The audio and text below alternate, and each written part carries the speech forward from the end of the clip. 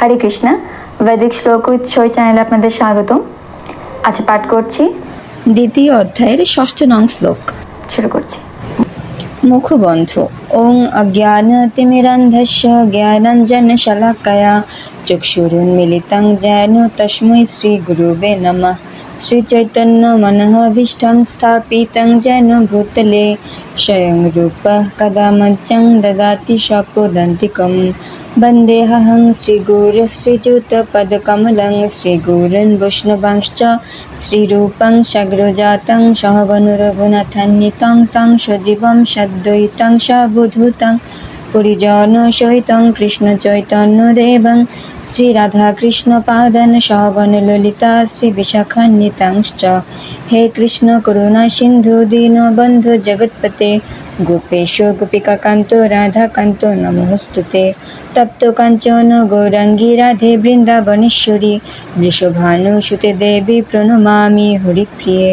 वाञ्छाकल्पतरुभ्यश्च कृपासिन्धुभ्यो एव च पतितानां पावनेभ्यो वैष्णवेभ्यो नमो नमः।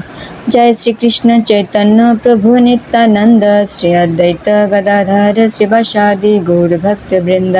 हरे कृष्ण कृष्ण कृष्ण हरे हरे, हरे राम राम राम हरे हरे।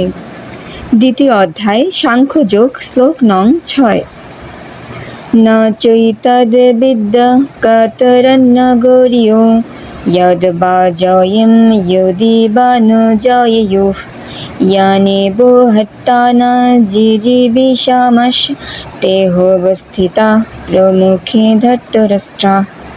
শব্দের অর্থ ন, না, চ, ও, এতৎ, এই, বিদ্য, আমরা জানি, কতরৎ, যা, ন, আমাদের, গরীয়, শ্রেয়, যৎ, যা, বা, অথবা, যায়েম, জয় করি, যদি, যদি, বা, অথবা, ন, আমাদের, জয়েয়ু, জয় করা হয়, যান, যারা, এব, অবশ্যই, হত্যা, হত্যা করে, ন, না, জিজিবিষাম, জীবন ধারণের ইচ্ছা করি, তে, তারা সকলে, অবস্থিতা, অবস্থিত, প্রমুখে, সম্মুখে, ধার্তরাষ্ট্রা, ধৃতরাষ্ট্রের পুত্রগণ। অনুবাদ: তাদের জয় করা শ্রেয় না তাদের দ্বারা পরাজিত হওয়া শ্রেয়, তা আমি বুঝতে পারছি না। আমরা যদি ধৃতরাষ্ট্রের পুত্রদের হত্যা করি তাহলে আমাদের আর বেঁচে থাকতে ইচ্ছা করবে না, তবুও এই রণাঙ্গনে তারা আমাদের সামনে উপস্থিত হয়েছে।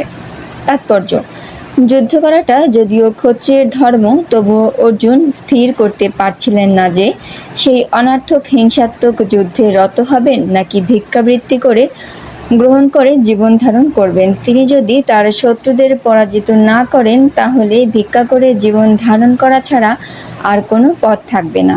আর তাছাড়া যুদ্ধে যে কোনো পক্ষের জয় হবে তার কোনো নিশ্চয়তা ছিল না। যুদ্ধে পাণ্ডবদের জয় হলেও কারণ তাদের দাবি ছিল ন্যায়সঙ্গত। ধৃতরাষ্ট্রের পুত্রদের অবর্তমানে জীবন ধারণ করা তাদের পক্ষে নিতান্ত দুর্বিষহ হবে বলে অর্জুন মনে করেছিলেন। এদিক দিয়ে বিচার করলে সেটিও তাদের পক্ষে একরকম পরাজয়। অর্জুনের এই দূরদৃষ্টি সম্পন্ন বিবেচনা অবধারিতভাবে প্রমাণ করে যে তিনি কেবল মহৎ ভগবত ভক্তই ছিলেন না, তিনি গভীর তত্ত্বজ্ঞান সম্পন্ন পুরুষ ছিলেন এবং তিনি তার মন ও ইন্দ্রিয়গুলিকে সর্বতোভাবে সংযত করেছিলেন। যদিও তিনি রাজকীয় পরিবারে জন্মগ্রহণ করেছিলেন, কিন্তু তা সত্ত্বেও তিনি ভিক্ষাবৃত্তি গ্রহণ করে জীবন ধারণ করতে মনস্থ করেছিলেন। এর মাধ্যমেও আমরা দেখতে পাই যে অন্তরে তিনি ছিলেন সম্পূর্ণ অনাসক্ত। এই সমস্ত সৎ গুণাবলী এবং তার গুরুদেব শ্রীকৃষ্ণের মুখপদ্ম বাক্যের প্রতি তার গভীর নিষ্ঠা, এই দুইয়ের সমন্বয়ের ফলে তিনি ছিলেন প্রকৃত ধার্মিক।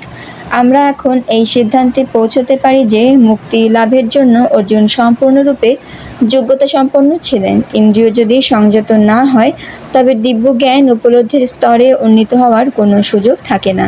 এই দিব্যজ্ঞান ও ভক্তি ছাড়া জড়জগতের বন্ধন থেকে কোনো রকমই মুক্ত হওয়া যায় না।